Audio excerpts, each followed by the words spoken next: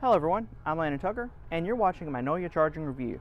Today, we're going to take a look at one of the most hotly anticipated vehicles for this year, the 2018 Nissan Leaf, one of the first affordable long-range electric vehicles. Let's take a look inside and see what it's all about.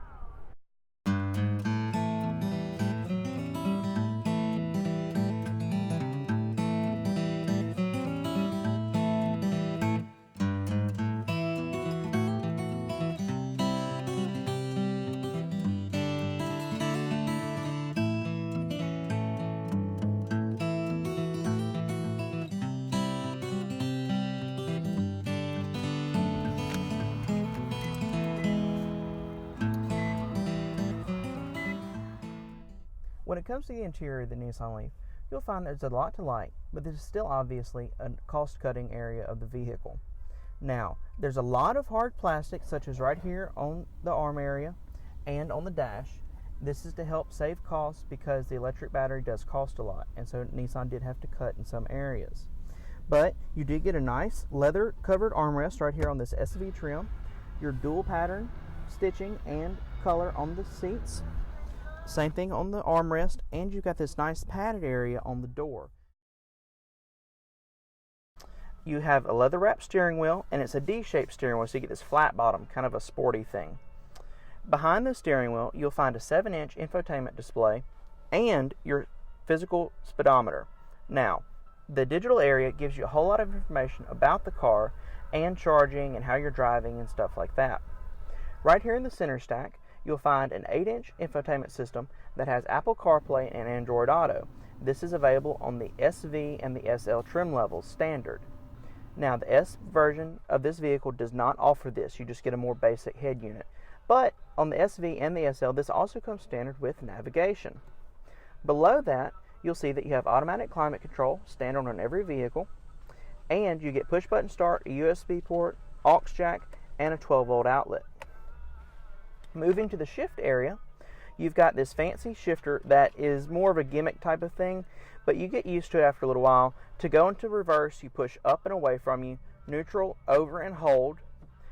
Drive, you pull back, and for braking extra, you pull down and hold, and that gives you extra regenerative braking, like if you're going down a hill and you want to gather some extra energy. To put the car in park, push the button and the car goes into park. Now, you'll see that there's also an Eco button and an E-pedal button. The Eco, basically, it lets you limit the performance of the vehicle to get better range. The E-pedal allows you to drive with one pedal. Modulating your accelerator, you're able to come to a complete stop just by letting off of the accelerator. When you want to accelerate again, just push down a little bit farther on the accelerator and you'll start going. It really makes you wonder, how did we ever make it driving with two pedals before? You still have a physical brake that you can apply if you need to stop faster, but you would really like to drive with one pedal. It's really something you got to experience to understand. You have two cup holders, and I have a Dunkin' Donuts large cup right here, and it fits just fine. I think you could fit two of these just about fine in this cup holder. Also, you do have this little cubby area for a phone, and you've got your leather-wrapped small console storage area here. It's really not a big console, so you're not going to be able to put much stuff in there, but registration and license and stuff like that you can put in here. The seats themselves are nicely supportive, but they don't have lumbar support, and they are physically moved. You do not get power seats, so you can slide it forward and back, and you can adjust the tilt of the seat, if I can find the lever, and you can adjust how high the seat is. So you do get plenty of adjustment, but you don't get lumbar support, and they're not powered. This is to help save weight and save on costs. One thing I really like about the interior is this little port window right here in front of the mirror. It just gives you that extra little bit of visibility, and you still get the aerodynamic shape to get your fuel economy. You do have a manual dimming mirror, sun visors that extend, and on this SV trim, they are illuminated, and the SL will also have illuminated. You have dual map lights and a storage area for sunglasses. The inside of this vehicle really does feel pretty good. Like I said, it's not luxury, but it's easy to clean with the plastic, and all the points that you touch very often are going to be nice and comfortable. Now, let's move on to the rear of the vehicle and see what the back seats feel like. Hello everyone. Now we're in the back seats of the Nissan Leaf, and I think you'll be surprised by how comfortable it is, but there are a few areas where there could be some improvements. First off, you've got mat pockets on both seats, which is something that a lot of compact cars don't necessarily offer. You've got 3 seat belts and 3 seat cushions, so you can seat 3 people in the back in a pinch. You've got your armrest with your window controls and chrome door handle, but you don't get the soft padding right here like you do on the front seats. You do have a bottle holder in your door on each side, which is a good thing because you don't have an armrest or cup holders for the center. Now this does mean that when you sit in the middle, it's actually pretty softly cushioned. You don't have a hard spot in your back where the armrest would be, but you do have an area where the batteries go in between your legs. It's fairly narrow, so you should be okay, but it's not ideal for long trips. You do have this little flat spot that's plastic where you could probably set some food or something like that if you wanted to. Now you'll notice in the middle row I have a couple inches of headroom left, and I'm about 5'9". On the outboard seats, I've got about 4 inches of headroom left up here, so your mileage may vary depending on how tall you are. But for a compact vehicle, since it is a hatchback, you get fairly good headroom versus what you would get in a sedan of the similar size. And you've also got a good bit of cargo space back there, and that's what we're about to take a look at now. On the rear hatch of the Leaf, you'll find that you also have Nissan's Intelligent Key back here. So you can have the doors locked, and all you have to do is press the hatch button and it opens. Now, you'll find that in this particular Leaf, we have the optional cargo management system. This gives you a large storage area. This is where our charge cable is. And then a smaller storage area, both of which have adjustable size plates in them. This whole thing can be removed, but it's actually locked in so that it doesn't move around while you're driving. Then you can fold the rear seats. Simply pull up on the lever right here, and the seats fold flat. And those really are folding flat.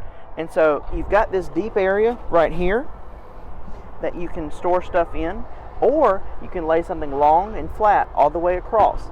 So it's a very versatile cargo area. When you get finished, simply close the hatch, press the smaller button on the right side, and the car is now locked, and it won't open. Now let's see what's under the hood of the Nissan Leaf.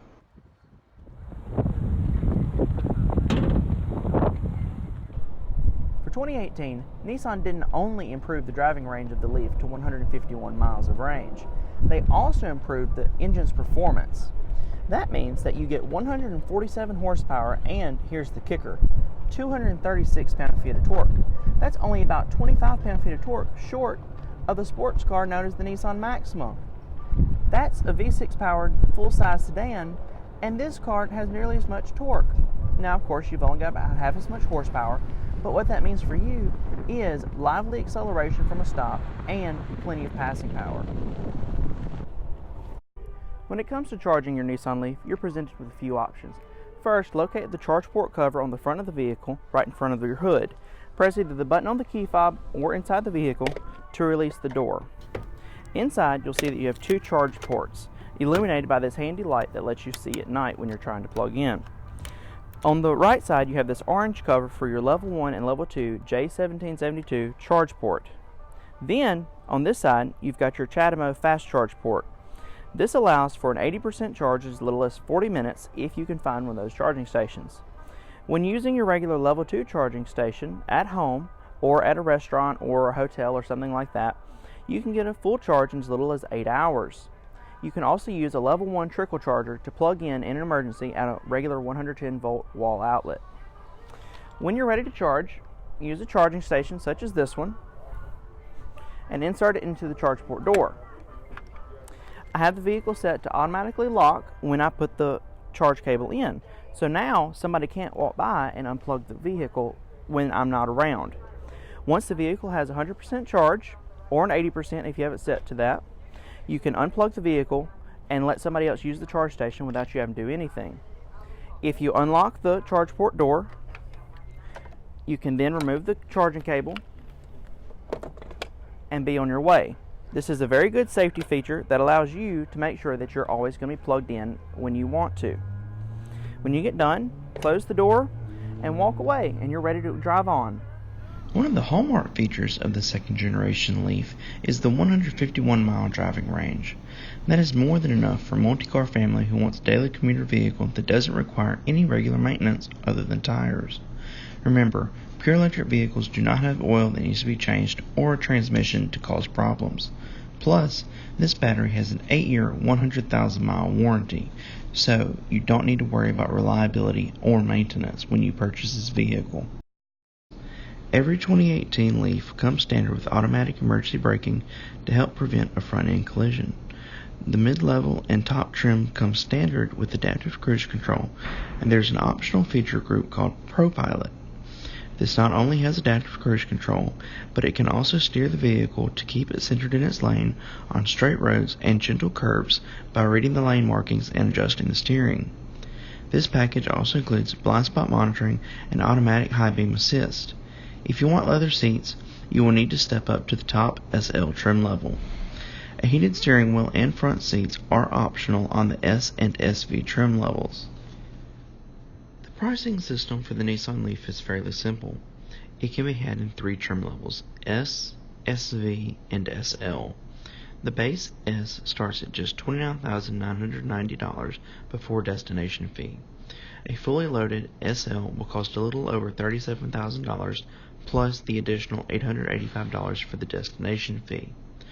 All Leaf models qualify for the federal tax credit up to $7,500. That can bring the net cost of a base Nissan Leaf down to just $23,000.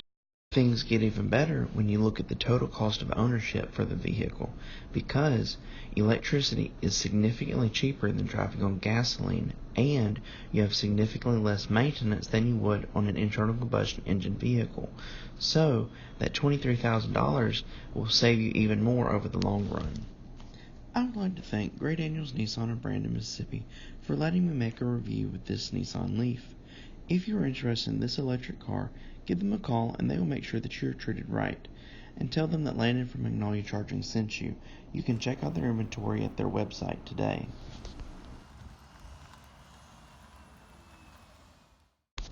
This has been a Magnolia Charging review of the 2018 Nissan Leaf.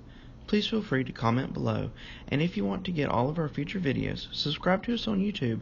Also, consider following us on Facebook at Magnolia Charging. Thank you for watching, and remember to plug in Mississippi.